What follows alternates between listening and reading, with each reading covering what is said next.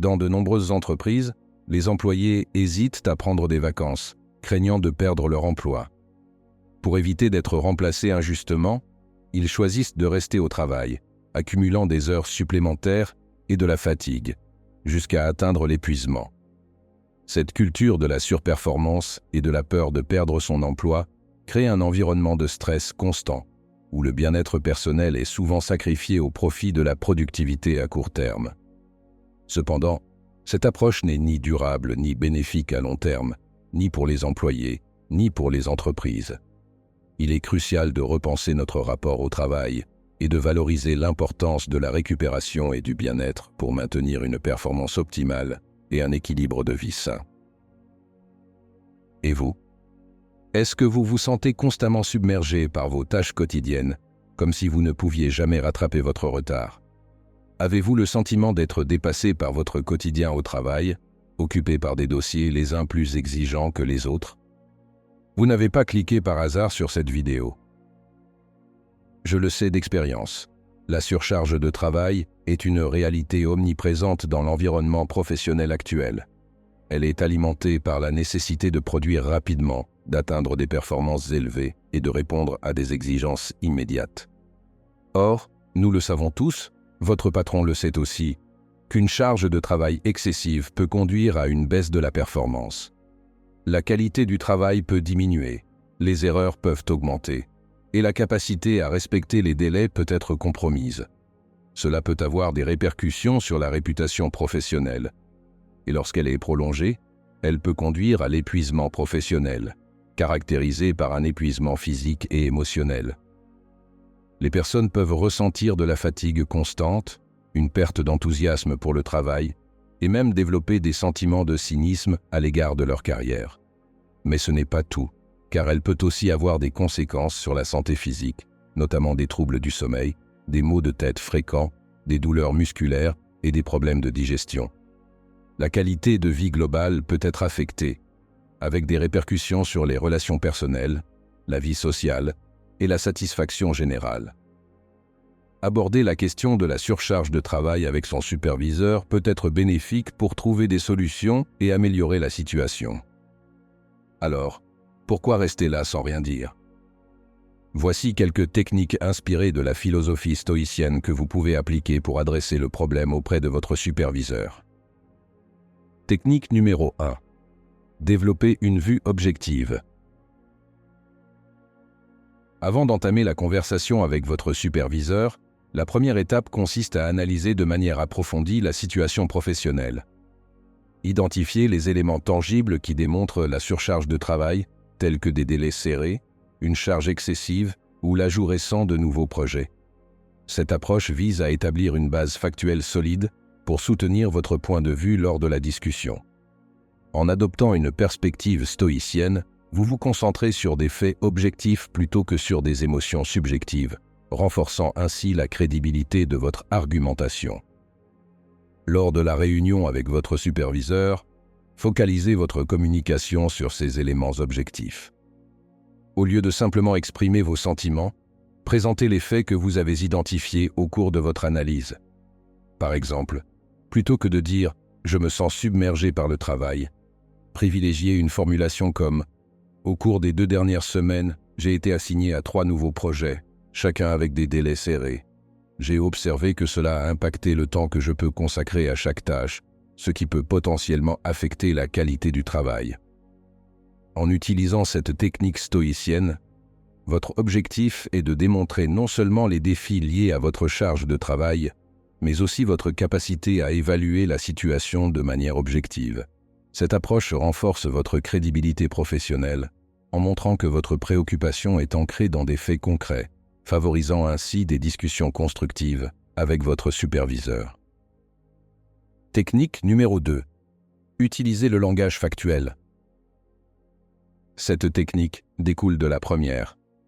Une fois que vous aurez obtenu une vision objective de la situation, vous devez la communiquer de façon objective. Ainsi, lorsque vous communiquez vos préoccupations à votre superviseur, la deuxième technique stoïcienne consiste à utiliser un langage factuel et détaillé. Cela signifie éviter les termes chargés émotionnellement et privilégier des informations tangibles et précises. C'est important pour établir une communication claire et objective. Les stoïciens mettent en avant l'importance de la rationalité dans la prise de décision et de l'expression des préoccupations.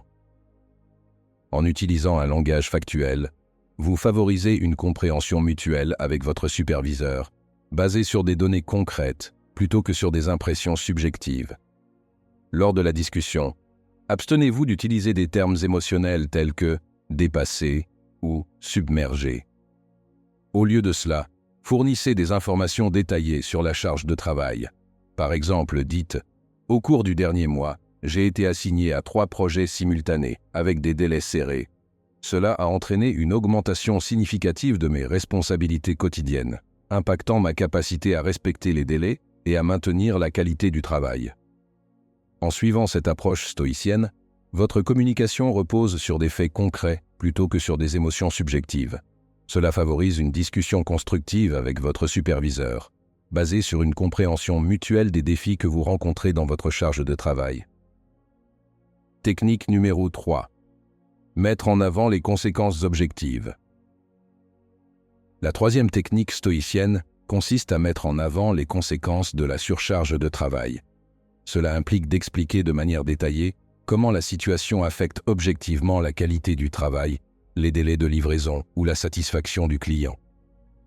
Cette approche vise à contextualiser vos préoccupations en les liant directement aux résultats tangibles de votre travail.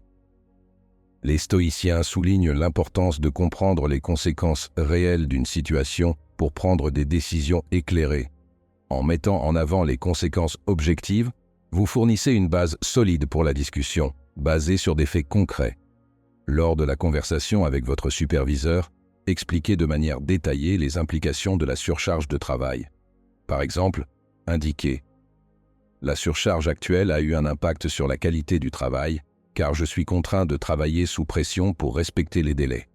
Cela compromet la satisfaction du client car je n'arrive pas à maintenir les normes habituelles de livraison. » En adoptant cette technique stoïcienne, vous offrez à votre superviseur une compréhension claire des répercussions réelles de la surcharge de travail, établissant ainsi une base solide pour la prise de décision. Technique numéro 4. Proposer des solutions potentielles. La quatrième technique stoïcienne consiste à proposer des solutions potentielles, en plus de simplement exposer le problème. Les stoïciens valorisent l'action et la recherche de solutions pratiques comme moyen de surmonter les défis. En proposant des solutions, vous démontrez votre engagement envers la résolution du problème et votre capacité à prendre des mesures concrètes. Les stoïciens soulignent l'importance de l'action dans la vie quotidienne, considérant que la sagesse réside dans la mise en pratique des principes. Lors de la discussion avec votre superviseur, présentez les solutions potentielles de manière constructive. Par exemple, vous pourriez dire « Pour résoudre cette situation, je suggère que nous examinions ensemble les priorités des projets. Pourrait-on envisager une réaffectation des tâches en fonction des compétences de l'équipe?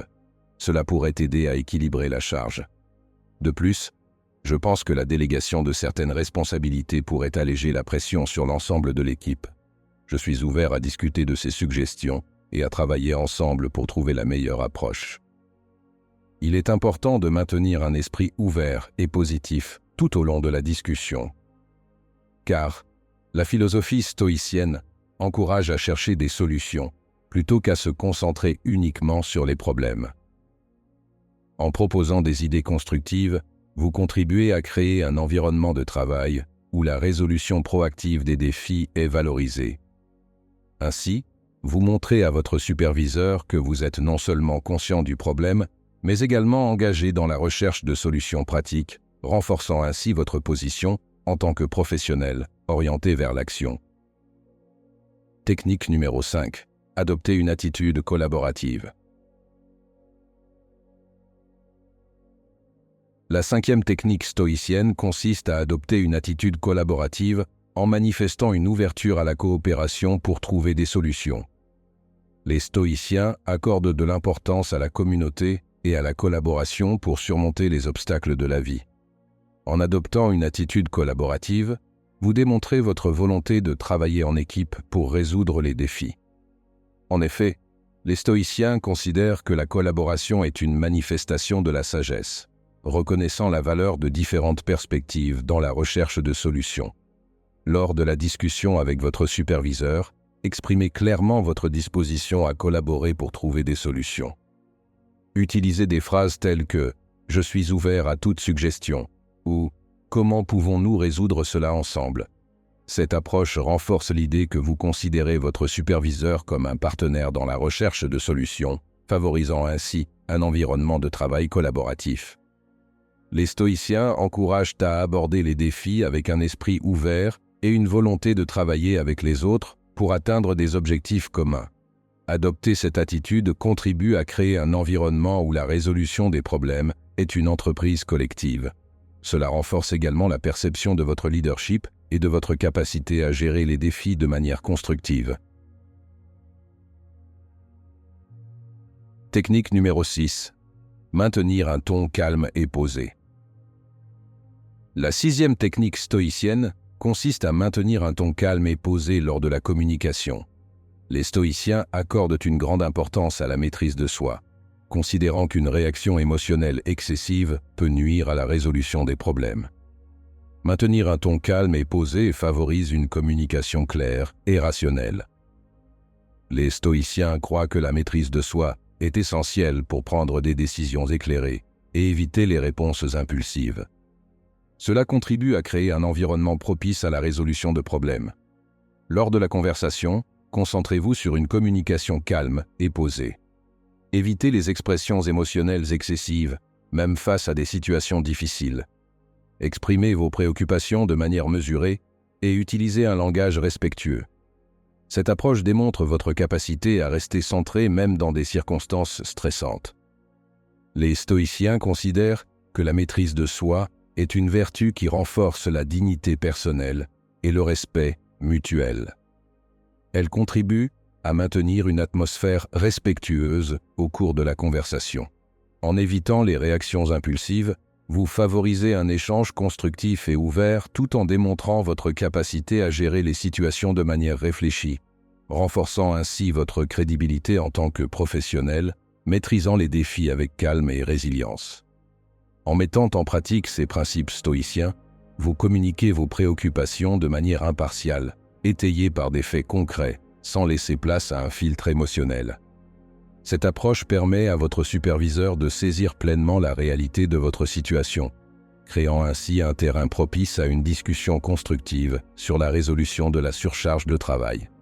Cette démarche reflète une approche réfléchie et proactive, en harmonie avec les valeurs stoïciennes de recherche de solutions pratiques et de gestion efficace des défis au quotidien.